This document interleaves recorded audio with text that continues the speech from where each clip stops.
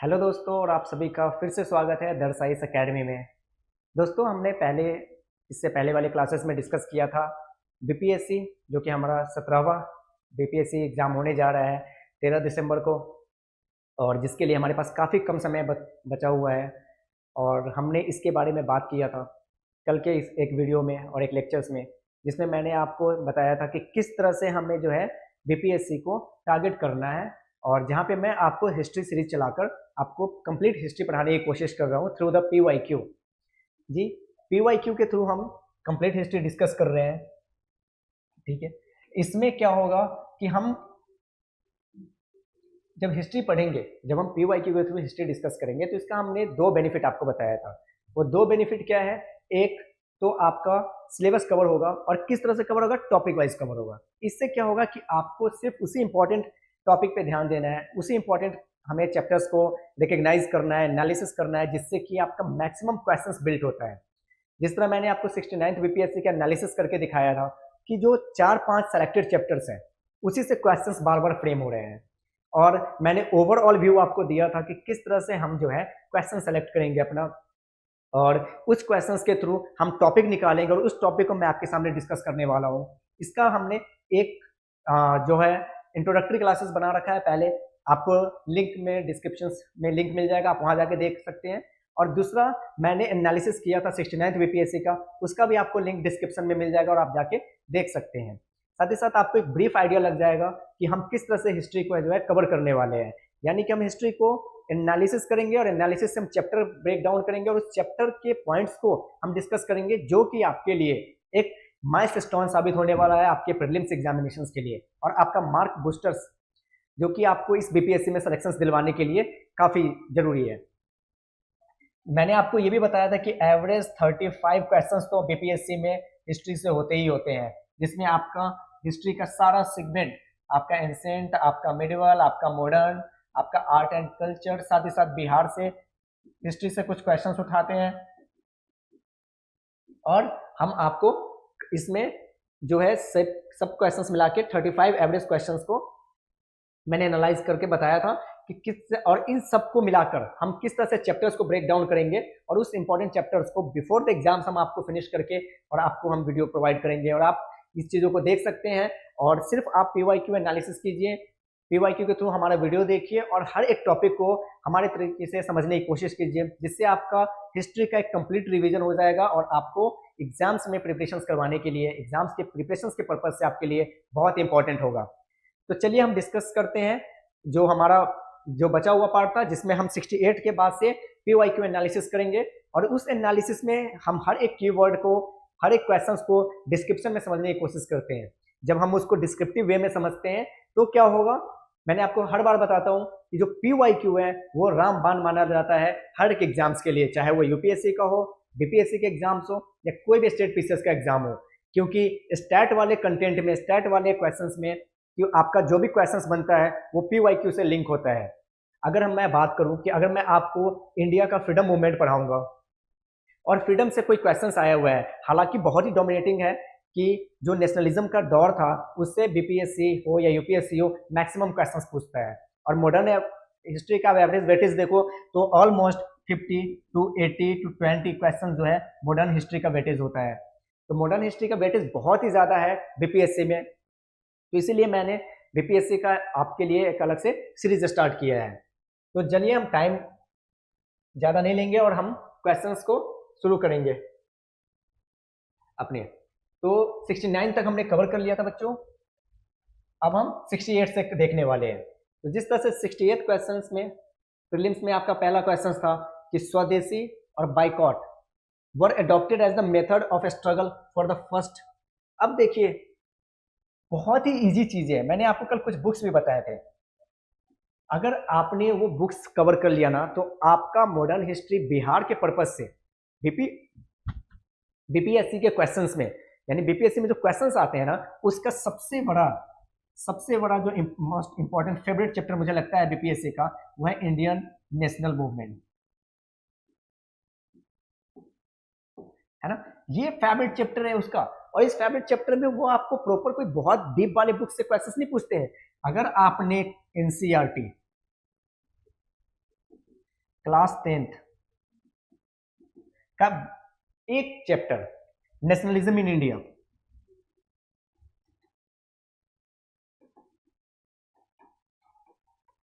अगर आपने प्रॉपर तरीके से पढ़ा हो और आपने अगर 12th तक का एनसीईआरटी कंप्लीट कवर किया हो, आपका बीपीएससी का मॉडर्न का क्वेश्चन छूटना नामुमकिन है।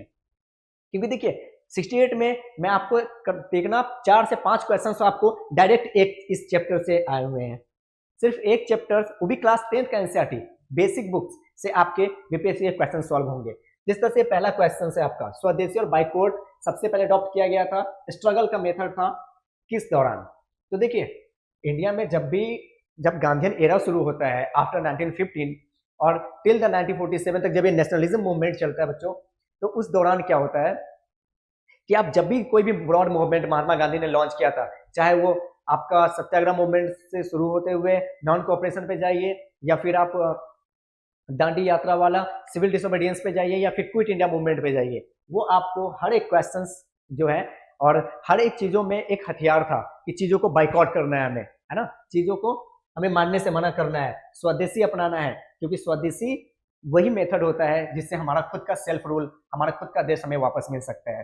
क्योंकि जब तक हम किसी दूसरे देशों की गुलामी करते रहेंगे, दूसरे देशों की प्रोडक्ट यूज करेंगे, तब तक हम उसके गुलाम बन के रह जाएंगे। जैसे बड़ा ही कैजुअल सा एग्जांपल अगर आज के टाइम में आप देखो, तो अगर मैं बात करूं आज के टाइम में डिजिटल वर्ल्ड का, तो डिजिटल वर्ल्ड में हम सब अभी के अभी इंपीरियलिज्म है, हम सब कहीं ना कहीं अभी भी दबे हुए हैं आधुनिकरण से, किसके? विदेशों के।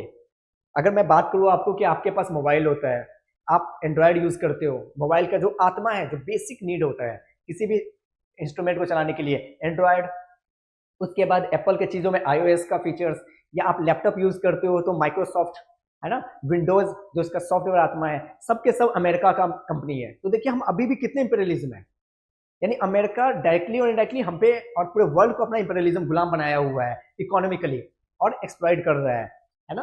तो वैसी चीज को मैं बताता हूँ कि अगर हम उससे छुटकारा पाना है तो हमें स्वदेशी अपनाना पड़ेगा। जैसे कि मैं बात करूँ आपको रसिया, मैं बात करूँ चाइना, चाइना देखो कितना बड़ा इकोनॉमी है, कितनी बड़ी अर्थव्यवस्था है, अकेला कंट्री जो इंडिया को टक्कर दे रहा है, सॉरी अकेला कंट्री जो अमेरिका को टक्कर दे रहा है, उसने अमेरिका की कोई भी चीजें नहीं अपनाई है। हालांकि अमेरिका की मैक्सिमम कंपनी वहां ऑपरेट होती है, अमेरिका की आईफोन वहां बनती है, अमेरिका का सॉफ्टवेयर वहां से बन के आता है, वहां पे सॉरी इंस्ट्रूमेंट बनता है आपका वहां पे, लेकिन चाइना ने उसकी चीजों को नहीं अपनाया। चाइना के पास खुद की एक सर्च ब्राउजर है, चाइना के बाद खुद का एक यूट्यूब की तरह कंपनी है, खुद की इंटरटेनमेंट उसके सॉफ्टवेयर्स हैं, खुद के वेबसाइट्स हैं, खुद के जीपीएस सिस्टम्स हैं। तो देखिए उस किस तरह से वो इंपीरियलिज्म से भी बचा हुआ है और हम उनके इंपीरियलिज्म में जाके फंसे हुए हैं। तो इसीलिए स्वदेशी हमेशा से एक ऐसा फंडामेंटल वर्ड रहा है कि अगर आपने स्वदेशी अपनाया, ठीक है, यानी आपने सेल्फ रूल अपना लिया, और जब एक राज्य, ठीक है, जब स्वदेशी हो जाता है तो वह सेल्फ रूल गवर्न करता है। और इससे देखो बहुत सारे फायदे हैं समाज में। एक तो हमारी खुद की चीजें मैन्युफैक्चरिंग होगी, हमारी इंडस्ट्री बूस्ट करेगी, हम वर्ल्ड पे डोमिनेशन कर सकते हैं, साथ ही साथ हमारे खुद के लोगों को रोजगार मिलेगा, हमारे देश का पैसा हमारे देश में रहेगा, है ना, हम एक्सपोर्ट में अच्छे हो सकते हैं। तो देखो कितना फैक्टर है स्वदेशी चीजों के पीछे, और इसी एक इंपॉर्टेंट फैक्टर्स ने पूरे के पूरे मूवमेंट को लीड कर दिया है इंडिया में। तो इसका जो आप आंसर है कि सबसे पहले जो स्वदेशी और बाइकआउट इस तरह के जो वर्ड को स्ट्रगल में इस्तेमाल किया गया, तो वो था पार्टीशन ऑफ बंगाल। देखो बच्चों सबसे पहले है ना 1905 में बंगाल को पार्टिसिपेशन, है ना, बाइफरकेट करते हैं। अगर मैं आपको इसके बारे में बताऊं तो क्या होता है कि बंगाल एक बहुत बड़ा प्रोविंस था, और बंगाल प्रोविंस इतना बड़ा था कि, और वो एक गढ़ था, एक रिवॉल्यूशंस का गढ़ माना जाता था बंगाल, और बड़ा प्रोविंस था क्योंकि आज का बांग्लादेश और बंगाल, है ना, विदेश और बंगाल, उसके बाद ओडिशा, आज का बिहार इंक्लूडिंग झारखंड, ठीक है, नॉर्थ ईस्टर्न के कुछ पार्ट, ये सब बंगाल प्रोविंस के थे। तो अंग्रेजों ने सोचा कि भाई रिवॉल्यूशंस का गढ़ है, चलो ब्रेक करते हैं इसको, है ना, तोड़ दो। अगर हम यूनिटी को तोड़ देंगे, है ना, तो आसान हो जाएगा हम पे डिवाइड एंड रूल खेलना। अगर हम यूनिटी किसी का ब्रेक कर देंगे तो हम अपनी मोनोपोलीज पे इंप्लीमेंट करेंगे। अंग्रेजों ने वही चाल चली, उन्होंने अपनी मोनोपोली बनाने के लिए हमें ब्रेक डाउन कर दिया। तो बंगाल का सबसे पहले, ठीक है, बाइफरकेट किया जाता है, तोड़ा जाता है, और सबसे पहले एक बहुत मास लेवल पे रिवॉल्यूशन होता है, और इसी में स्वदेशी और बाइकआउट इस तरह के शब्द का पहली बार इस्तेमाल किया गया था। हालांकि आपके एक्नॉलेज के लिए हमने यहाँ पे आंसर्स भी दे दिया है, तो आप इस चीज़ों को डिस्क्राइब करके पढ़ सकते हैं कि वाइड स्प्रेड में प्रोटेस्ट हो रहा था, बंगाल में बहुत ज़्यादा अपोजिशन हो रहा था, इंडिया के अलग अलग कोनों में इसकी वजह से अपोजिशन हो रहा था, तो इन्होंने एक स्ट्रेंथ को ब्रेक कर दिया इंडिया के। ठीक है, हम अगले क्वेश्चंस की तरफ बढ़ते हैं कि Calcutta session, Indian national Congress का जो कलकत्ता सेशन हुआ था 1906 में, ठीक है, इस समय स्वराज का झंडा किसने फहराया था? सबसे पहले स्वराज का झंडा इस समय फहराया जाता है। ठीक है, और इसका जो आंसर है आपका वो है दादा भाई नेहरूजी। ठीक है, इन्होंने सबसे पहले स्वराज का झंडा जो है फहराया था। नेक्स्ट क्वेश्चन देखते हैं, ड्यूरिंग द फ्रीडम स्ट्रगल, है ना, parallel movement launched in the Indian state. ठीक है, देखो जब फ्रीडम स्ट्रगल का मूवमेंट चल रहा था इंडिया में, जब हम नेशनलिज्म की तरफ बढ़ रहे थे, हम अंग्रेजों से लड़ रहे थे, अपनी आज़ादी के लिए लड़ रहे थे, तो उस समय इंडिया के अलग अलग स्टेट में, यानी देखो इंडिया के जिस पार्ट में डायरेक्ट कब्जा था अंग्रेजों का, और कुछ पार्ट में वो थ्रू द कब्जा करते थे और वो अपने रूल्स चलाते थे। प्रिंसली स्टेट हैदराबाद हो गया जो निजाम के कब्जे में था, साथ ही साथ आप जम्मू एंड कश्मीर की तरफ चले जाइए, ट्रावनकोर की तरफ चले जाइए, तो ये सब जो स्टेट थे, ठीक है, ये प्रिंसली स्टेट थे बच्चे। तो इस प्रिंसली स्टेट में पैरेलल मूवमेंट चल रहा था, जिस तरह इंडिया के बाकी कोनों में बंगाल हो गया, मद्रास वाला प्रोविंस हो गया, महाराष्ट्र हो गया, सेंट्रल इंडिया हो गया, इस जगह पे जब नेशनल मूवमेंट चल रहा था, ठीक है, तो साथ ही साथ बाकी कोनों में मूवमेंट लॉन्च चल रहा था। तो ये कश्मीर निजाम या ट्रावनकोर में जो मूवमेंट चल रहा था, ठीक है, जिसमें प्रजा मंडल मूवमेंट था, यहाँ पे इसमें आपको प्रजा मंडल मूवमेंट चल रहा था। ठीक है, और अलग अलग स्टेट में, तो इसको इसमें एक स्टेट पीपल कॉन्फ्रेंस भी था, ये हालांकि एक मूवमेंट नहीं था, याद रखिएगा, एक मूवमेंट नहीं था। फिर प्रजा मंडल हो गया, फिर लोक परिषद हो गया, तो इस तरह के बहुत सारे मूवमेंट जो है पैरेलल चल रहे थे इंडिया के प्रिंसली स्टेट में, इंडिया के अलावा।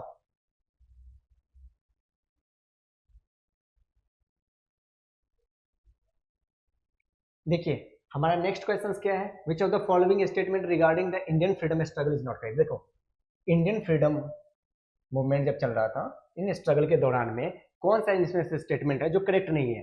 तो पहला, गांधी जी विड्रॉ, गांधी जी ने अपना जो नॉन कोऑपरेशन मूवमेंट था इसको क्यों वापस लिया? क्योंकि चौड़ा चौड़ी इंसिडेंट घटना हो गई थी, है ना, उत्तर प्रदेश में। दूसरा स्टेटमेंट कह रहा है कि महात्मा गांधी जी ने अपना पहला स्पीच जो है बनारस हिंदू विश्वविद्यालय में दिया था। ठीक है, बिल्कुल सही बात। क्या महात्मा गांधी को 1921 में अरेस्ट कर लिया गया था? गलत है। और चौथा पांचवा तो none of the above, all of the above, इसको तो देखना नहीं हमें। देखिए दोस्तों, फिर से वही चीजें, इतनी आसान भाषाएं, इतनी आसान क्वेश्चंस, और किस चीजों से? क्लास 10th के एनसीईआरटी बुक से डायरेक्ट। नेशनलिज्म इन इंडिया अगर आपने पढ़ा होगा, डायरेक्ट वहां से क्वेश्चंस आ गया नॉन कोऑपरेशन मूवमेंट में, और ये जो स्टेटमेंट है वही जो उठाया गया है कि नॉन कोऑपरेशन मूवमेंट को क्यों वापस लिया गया था? क्योंकि चौड़ा चौड़ा इंसिडेंट हो गया था। गांधी जी ने अपना पहला जो स्पीच दिया था पब्लिक, वो बीएचयू में दिया था, बनारस हिंदू विश्वविद्यालय में। ठीक है, और गांधी जी को इस मूवमेंट में अरेस्ट नहीं किया गया था 1921 में। तो आंसर आपका डायरेक्टली सी है। और देखो चौड़ा चौड़ा इंसिडेंट, ठीक है, ये होता है और कब? 5 फरवरी 1922 में। इसमें क्या हुआ था कि उत्तर प्रदेश में एक टाउन है, ठीक है, चौड़ा चौड़ी, वहां पे कुछ पुलिस मैन को, पुलिस स्टेशन को आग के हवाले कर दिया था। तो आपको पता होगा कि गांधी जी अहिंसा के पुजारी थे, वो उन्होंने नॉन वायलेंस का नारा दिया था, उन्होंने सत्याग्रह वर्ड, है ना, कि सत्याग्रह को से प्रोटेस्ट को लीड कर रहे थे। तो आपको पता होगा कि जो गांधी जी थे, उन्होंने जब जब अपने मूवमेंट को वापस लिया ना, उसके पीछे हमेशा एक रीजन रहा है, और वो रीजन क्या बना उनका? वायलेंस। क्योंकि देखो एक नॉन वायलेंस करने वाला आदमी, एक बंदा जो सत्याग्रह के मार्ग पे चल रहा है, एक आदमी जो नॉन वायलेंस के रास्ते पे चल रहा है, और उस आदमी को बार बार वायलेंस का सामना करना पड़े, और यही वजह बनता था कि इंडिया में मूवमेंट को एक ब्रॉड मासेस नहीं मिल पा रही थी, और इंडिया को बार बार एक किसी मूवमेंट को लॉन्च करके उसे बंद करना पड़ता था। क्योंकि गांधी जी ने जब लॉन्च किया तो नॉन वायलेंस का नारा दिया, और लोगों ने उसको वायलेंस में बदल दिया, और चौड़ा चौड़ी इंसिडेंट में पुलिस कर्मियों पे आग लगा देना, करीबन 22 से ऊपर पुलिसकर्मी मारे जाते हैं। तो गांधी जी को लगा कि जो ये प्रोटेस्ट है वो बहुत वायलेंट रूप पकड़ रहा है, और इस वजह से उन्होंने इस मूवमेंट को कॉल ऑफ कर लिया, वापस ले लिया। ठीक है, ये बहुत ही बड़ा शॉकिंग मूवमेंट था। उसके बाद गांधी जी को देखो अरेस्ट कब किया गया था, यहाँ भी लिखा है 10 मार्च 1922 को। और हमारे क्वेश्चंस में क्या था, क्या 1921 को किया गया था? तो नहीं, 10 मार्च 1922 को अरेस्ट किया गया था, और 6 साल के लिए इनको सजाएं मिली थी, है ना, 6 साल के लिए इनको जेल में भेजा गया था। लेकिन हेल्थ कंसर्न पे, यानी हेल्थ के ग्राउंड पे गांधी जी को बच्चों 2 साल में, 2 इयर्स में छोड़ दिया जाता है। अगला क्वेश्चन देखते हैं अब्दुल, ये क्वेश्चन डायरेक्ट आपके क्वेश्चंस आते हैं बीपीएससी में, इवन यूपीएससी में भी आ चुका है कि अब्दुल कलाम आजाद जी की किताबें कौन सी है, तो अल हिलाल, डायरेक्ट याद कर लीजिए। इनका एक जनरल हुआ करता था न्यूज़पेपर, है ना, जिनकी वजह से इनको अरेस्ट भी किया गया था। देखिए इस ये जो बुक्स, ये जो न्यूज़पेपर इन्होंने लॉन्च किया था उर्दू भाषा में थी, उर्दू भाषा में मौलाना अब्दुल कलाम आजाद, ठीक है, जिनको फ्रंटियर गांधी भी कहा जाता है, इन्होंने ये मैगजीन्स यानी न्यूज़पेपर लॉन्च की थी अपनी, और 2 साल तक ये न्यूज़पेपर चला था। इसमें बहुत देखो, क्योंकि इंडिपेंडेंस के दौरान क्या हुआ था ना दोस्तों, बहुत सारे ऐसे छोटे छोटे नेशनलिज्म की सेंटिमेंट तो लोगों के अंदर जगह नहीं है, क्योंकि सेंटिमेंट एक बार रुक जाएगा, नेशनलिज्म की भावनाएं खत्म हो जाएगी आपके अंदर। अगर अपने देश को आजाद करवाने की भावना नहीं रहेगी, आपके अंदर संघर्ष करने का एक इच्छा नहीं रहेगा, तो आप कैसे करोगे। और हम सबको पता है, हम सबको लाइफ में कुछ ना कुछ करना है। जैसे कि अगर मैं पढ़ा रहा हूँ, आप में से कुछ लोग बीपीएससी क्वालिफाई करना है, यूपीएससी क्वालिफाई करना है, तो आपके अंदर सेंटिमेंट है। और आपका हर एक, देखो हम कॉमन इंसान है, नो डाउट, और हर एक कॉमन इंसान का सेंटिमेंट हो या मोटिवेशन हो, उसका अप एंड डाउन चलता रहता है ना। हम चीजों में अप एंड डाउन आते रहते हैं, मोटिवेशन का भी एक फैक्टर है ये, याद रखिएगा, मोटिवेशन का भी एक फैक्टर है, मोटिवेशन अप एंड डाउन होते हैं, ठीक है। आज मैं 5 घंटे सोया था, सोचा खूब पढ़ूंगा, कल सुबह उठता हूँ खूब पढ़ता हूँ, रात को सोता हूँ, परसों फिर नहीं उठता, फिर मैं 5 घंटे 10 घंटे सोता हूँ। तो एक कंसिस्टेंसी नहीं रहने के लिए फिर हम क्या करते हैं, अपने आपको मोटिवेट करते हैं, चार्ज करते हैं, है ना। तो ये चार्ज करना जरूरी था। तो ब्रिटिशर्स के खिलाफ इंडिया में भी चार्ज करना लोगों को बहुत जरूरी था। तो इसे चार्ज करने के लिए ना लोग क्या करते थे, जर्नल्स, पत्रिकाएं, है ना, फोल्क सॉन्ग, फोल्क डांस, ठीक है, कहानियां, स्टोरियां, इस तरह की चीजें बताते थे, ताकि लोगों के अंदर एकता की भावना रहे। और इसी के चक्कर में अब्दुल कलाम आजाद को अरेस्ट कर लिया गया, माफ कीजिएगा, मौलाना अब्दुल कलाम आजाद को नहीं, गफ्फार खान को, ठीक है, फ्रंटियर गांधी कहा जाता था। और इनको 3 साल के लिए जेल में भेज दिया गया था इन पत्रिकाओं के लिए। अगला क्वेश्चन देखते हैं, नेशनलिज्म की फीलिंग्स। अगेन बच्चे, मैंने पहले ही बोला था आपको कि करीबन 4 to 5 max to max more than 5 questions come from the class 10th NCERT. देखो कितना इंपॉर्टेंट है, जो लोग एनसीईआरटी को स्किप करते हैं, देख लीजिए कितना इंपॉर्टेंट है। डायरेक्टली एक चैप्टर से आपका 5 क्वेश्चंस बन रहा है बीपीएससी में, नेशनलिज्म मूवमेंट से। नेशनलिज्म की फीलिंग्स जगाने के लिए क्या करते हैं, इसका आंसर होगा आपका बहुत सारे चीजें। पहला, आप आंसर्स पढ़ेंगे तो आपको पता चलेगा कि हमें नेशनल सेंटिमेंट जगाने के लिए बच्चे हम बहुत क्रूशियल रोल्स इंपॉर्टेंट प्ले करना पड़ता है। इसके लिए क्या होता है, मैंने आपको जिस तरह बताया कि नेशनल सेंटिमेंट जगाना है, लोगों को के अंदर भावनाएं जगानी है। हम पोर्ट्रेट, जैसे रविंद्रनाथ टैगोर ने पोर्ट्रेट बनाए थे भारत माता का, ठीक है ना, ट्राई कलर का फ्लैग्स तो है ना, कलर पेंट किया था, गांधी जी ने खुद ट्राई कलर फ्लैग बनाए थे। और उसके बाद बंकिम चंद्र चटर्जी ने, ठीक है, वंदे मातरम जैसे राष्ट्र गीतों को लिखा था। उस तरीके से इस तरह की चीजों को, है ना, बना बना के लोगों के अंदर कहानियां सुनाना पड़ता है, इस तरह की चीजों को बोल बोल के मोटिवेशन देना पड़ता है। तो मोटिवेशन जब तक रहेगा तब तक, ठीक है, नेशनल की फीलिंग्स की सेंटिमेंट जगती रहेगी। तो उसमें बहुत सारे ऐसे रोल्स प्ले करते हैं। अगला क्वेश्चन देखिए आप, नॉट करेक्ट चूज करना है किसमें, नॉन कॉपरेशन मूवमेंट। कितना क्वेश्चन रिपीट हो रहा है, देखो दिस 4था नंबर का क्वेश्चन है जो सिंगल चैप्टर से आया है, ठीक है।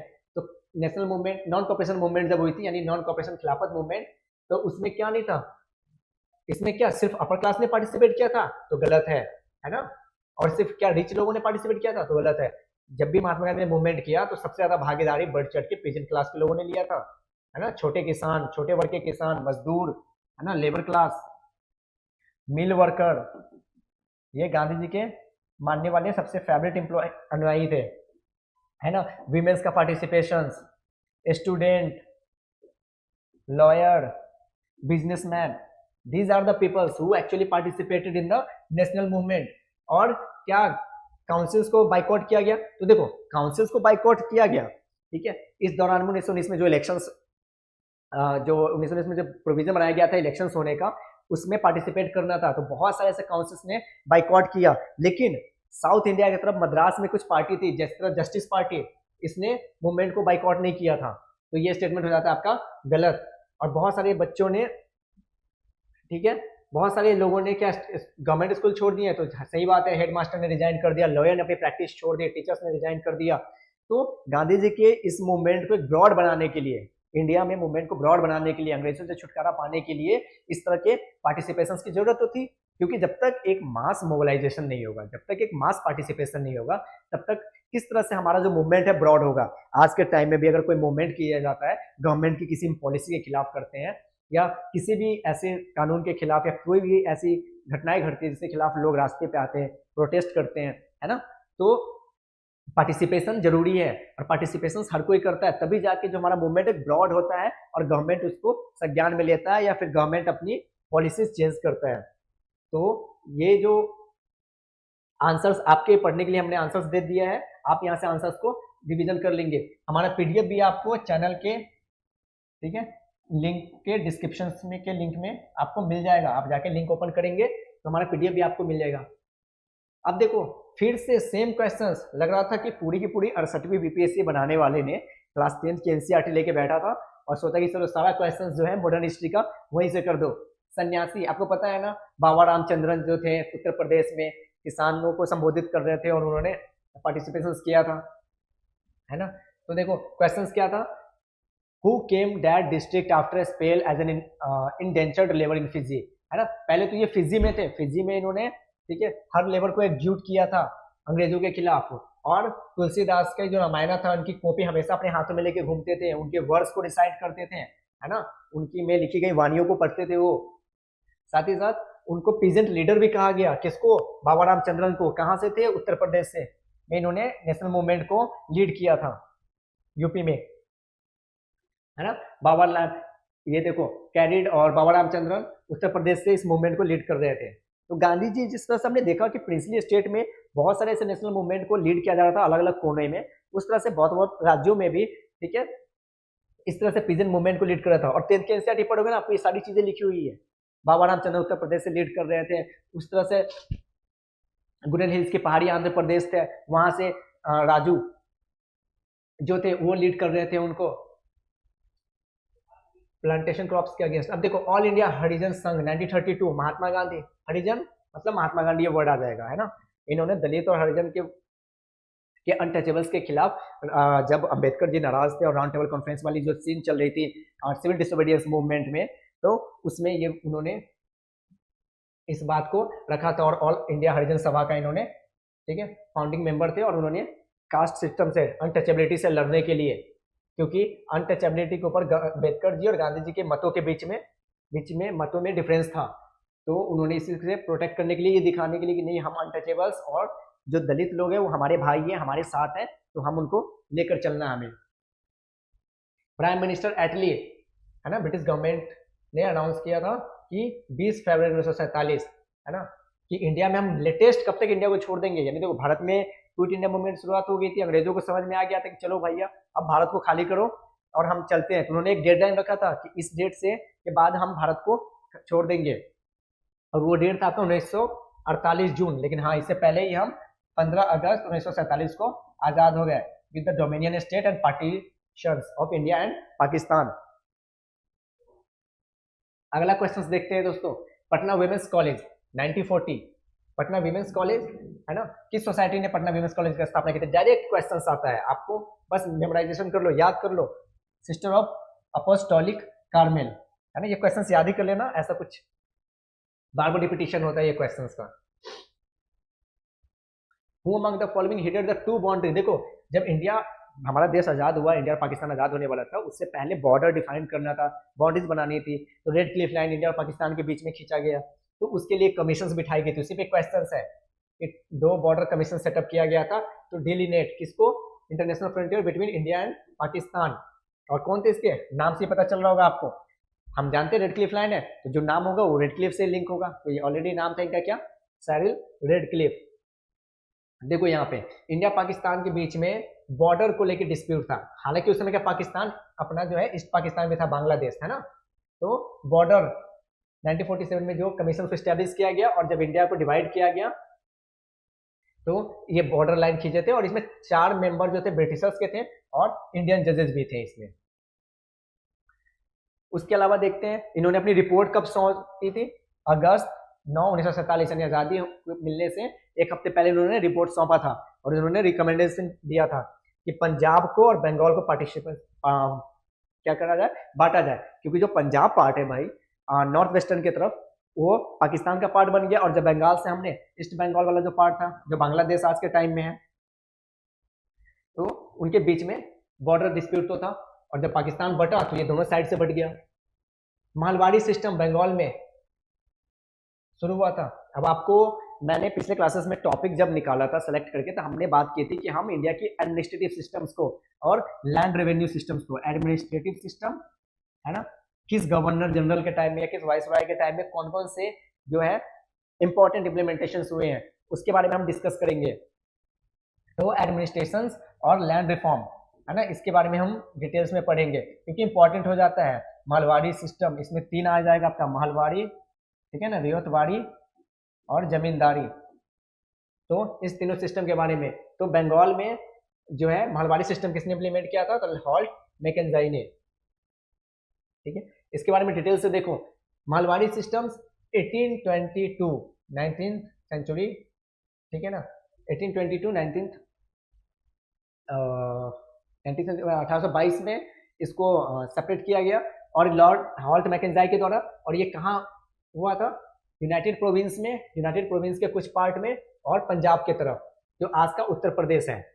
साथ ही साथ मालवाड़ी सिस्टम देखो, अब क्या था, जो मालवाड़ी सिस्टम था, महलवाड़ी, इसमें क्या था कि जो अंग्रेज जो है पहले खेतों से या बाकी जगह से जो टैक्स कलेक्ट करते थे पीजेंट वगैरह से, वो किसी न किसी के थ्रू करते थे। तो जमींदारों के थ्रू ये टैक्स कलेक्ट करना था। उन्होंने एक विलेज के हेडमैन बनाया, और उन्होंने कहा कि इंडिविजुअल विलेजेस से या ग्रुप ऑफ विलेजेस से आप मुझे टैक्स कलेक्ट करके दो, ठीक है। और ये सिस्टम पड़ा था महलवाड़ी सिस्टम, ठीक है। इसके साथ साथ 2 सिस्टम और फ्लोरिश था, जमींदारी और रियायतवाड़ी। देखो जमींदारी सिस्टम लॉर्ड कॉर्नवालिस ने 1793 में सबसे पहला ये लैंड जो एडमिनिस्ट्रेशन था, सॉरी, देखो लॉर्ड कॉर्नवालिस ने 1793 में सबसे पहला परमानेंट सेटलमेंट, जिसको जमींदारी सिस्टम कहा जाता है, ठीक है। और इसमें क्या हुआ था, जमींदार जो लैंड रेवेन्यू थे, जो कर आते थे लैंड से पीजेंट के थ्रू, उनको कलेक्ट करके अंग्रेजों को देना था। और तो याद रखिएगा इंपॉर्टेंट पॉइंट क्या, लॉर्ड कॉर्नवालिस के टाइम इंप्लीमेंट हुआ था। भारत के बंगाल, बिहार और उड़ीसा प्रोविंस में ये हुआ था जमींदारी सिस्टम, और इसमें जो है कलेक्ट किया जाता था लैंड रेवेन्यू किससे, फार्मर से, है ना, और ब्रिटिश गवर्नमेंट को एक फिक्स अमाउंट पे किया जाता था। दूसरा रियायतवाड़ी सिस्टम, अलेक्जेंडर रीड और थॉमस मुनरो, है ना, बाकी जगह पे सिर्फ मुनरो का ही नाम आता है, लेकिन 2 थे इसमें, अलेक्जेंडर रीड और थॉमस मुनरो ने इंप्लीमेंट किया था, ठीक है। इसको 18th सेंचुरी में लाया गया था, साउथ इंडिया की तरफ मेनली ये हुआ था। और इसमें जो क्या था कि रियोत वर्ड का इस्तेमाल किया गया। देखिए रियोत किसको कहते थे, पीजेंट होते थे, छोटे किसान, ठीक है, उनको रियोत कहा जाता था। तो इसमें कोई मिडिल मैन नहीं रहेगा, डायरेक्ट रियोत और गवर्नमेंट के बीच में पैसे का लेन देन होगा। तो पीजेंट से हमने पैसे डायरेक्टली लेना था मुझे, ठीक है, तो मेरे और पीजेंट के बीच में डायरेक्टली पैसे का ट्रांजेक्शन होगा, वही था रियोतवाड़ी सिस्टम, डायरेक्ट, इसमें कोई मिडिल मैन नहीं था।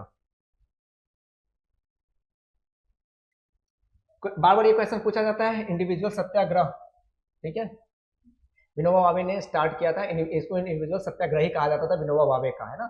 गांधी के बाद इनका बहुत बड़ा रोल रहा है, लेकिन स्टार्ट किसने किया था, इंट्रोड्यूस किसने किया था, तो इंट्रोड्यूस ये कहाँ हुआ था, विनोबा भावे ने महाराष्ट्र में किया था, और जबकि इसका इंट्रोड्यूस महात्मा गांधी ने किया था, ये याद रखिएगा, ठीक है। अगस्त 1940 में महात्मा गांधी ने लॉन्च किया था, ठीक है, इंडिविजुअल सत्याग्रह। अगला क्वेश्चन है हमारा मॉन्टफोर्ट रिफॉर्म को लेकर 1980, है ना। कांग्रेस ने एक क्रिटिकल स्टैंड लिया था, कांग्रेस ने क्रिटिकल स्टैंड लिया था किस पे, मॉन्टफोर्ट रिफॉर्म्स को लेकर 1980 में, जिसकी वजह से कांग्रेस के गुट में कुछ जो बूढ़े लोग थे, जो कुछ बूढ़े नेतृत्व करने वाले लीडर्स थे, उन्होंने वहां से निकल के अपनी एक अलग पार्टी स्टैब्लिश कर ली थी। क्योंकि कांग्रेस बार बार टूटता है, 1907 में आपने देखा कि सूरत स्प्लिट होता है, तब कांग्रेस के बीच में डिफरेंस आता है। 1970 में होम रूल लीग इंप्लीमेंट होता है, एनी बेसेंट की अपनी पार्टी चलती है, तिलक जी की अपनी पार्टी चलती है। तो इस तरह से बहुत बार कांग्रेस में डिस्प्यूट हुआ, कभी धर्म को लेके, कभी सोच को लेके, कभी उनके बीच में जो बहुत सारी ऐसी विभिन्नताएं आई, डिफरेंसेस आया, जिसकी वजह से उनकी पार्टी में अप्स एंड डाउन्स होते रहे हैं। तो इनमें जो सप्रू जयंकर और चिंतामणि ने, इन्होंने अपनी एक पार्टी बना ली थी जिसका नाम था इंडियन नेशनल लिबरेशन फेडरेशन, है ना। तो ये क्वेश्चन याद रखिएगा। उसके बाद देखते हैं कैबिनेट मिशंस इंडिया में भेजा गया, इंडिया में कैबिनेट मिशन को क्यों भेजा गया, ये क्वेश्चन है, ठीक है ना। विच ऑफ द फॉलोइंग, इसमें कौन सा करेक्ट है। तो क्या एक नेशनल गवर्नमेंट को स्टैब्लिश करना था, तो बिल्कुल नहीं। इंडिया को क्या देना था, कॉन्स्टिट्यूशनल अरेंजमेंट बना के देना था। जब पावर ट्रांसफर करेंगे, यानी अंग्रेज जब इंडिया को चला रहे थे, तो जब इंडिया से भारतीयों के मतलब ये हम इंडियंस के हाथ में जब इसको देना था, उन्होंने कहा कि कॉन्स्टिट्यूशनल ट्रांसफॉर्मेशन करके देंगे, रिफॉर्म करके देंगे, फ्रेमवर्क करके देंगे इंडियंस को, ठीक है। उसी के लिए कैबिनेट मिशन का प्लान किया गया था और भारत में भेजा गया था इसको। और अब इसमें आंसर है क्या, जिन्ना के डिमांड्स को, कि पाकिस्तान वाले डिमांड्स का भी इसमें बात हुआ था, इसमें ऐसा कोई भी बात नहीं था। तो इसका आंसर होगा ओनली 2, सिर्फ सेकंड था, ठीक है। अब हमारा यहाँ पे जो है 68 और 69 को हमने डिस्कस किया थ्रू द PYQ, क्योंकि देखिए मैं बार बार बोलता हूँ PYQ is the most important, है ना, और it is the milestone and to crack the examinations of civil services. तो बार बार मैं बोलता हूँ, क्योंकि आपने देखा, अब देखो 10 क्वेश्चंस मैंने आपको करवाए मॉडर्न के, 10 से 15 क्वेश्चन, उसमें से आपने देखा 6 से 7 क्वेश्चन जो थे एवरेज, वो आपको डायरेक्ट नेशनल मूवमेंट के एक चैप्टर से थे। हालांकि सब तो नेशनल मूवमेंट से थे, लेकिन जो एक चैप्टर है 10th क्लास के NCERT, वहां से डायरेक्टली मैक्सिमम क्वेश्चन पूछ दिए गए इंडियन नेशनलिज्म से। तो देखिए कितना इंपॉर्टेंट होता है NCERT पढ़ने, इसलिए मैं कहता हूँ। और लास्ट क्लास में भी मैंने कहा था कि कुछ बुक्स मैंने आपको बताए थे जिसमें NCERT का जिक्र था, साथ ही साथ लूसेंट्स का कुछ चैप्टर्स था फॉर द एंसेंट और मिडाइवल, और कुछ राइटर्स और उसके बुक्स को देखने के लिए। उसके अलावा स्पेक्ट्रम की मैंने बात बताई थी, और साथ ही साथ NCERT का बुक्स जो मैंने कहा था 8 और 7th और 8 का NCERT, क्लास 10th का सिर्फ सिंगल चैप्टर जिससे ये सारे मॉडर्न के क्वेश्चंस बन रहे हैं। और उसके अलावा आप अगर 12th क्लास की तीनों NCERT पढ़ लेते हैं तो ये आपका इंपॉर्टेंट था। अगर आपको हमारे क्लासेस से जुड़ना है तो हमारे क्लास का एड्रेस है लक्ष्मी नगर, मेट्रो के गेट नंबर 3 के बाहर है। हमारा दर्श आइस अकेडमी है। डिस्क्रिप्शन में आपको ईमेल मिलेगा, आपको वेबसाइट होगा और नंबर होगा। आप इस नंबर पे कॉल करके आप अपनी इंक्वायरी हम तक पहुंचा सकते हैं। इसके साथ मैं नेक्स्ट क्लास में आपसे मिलता हूं। Thank you very much.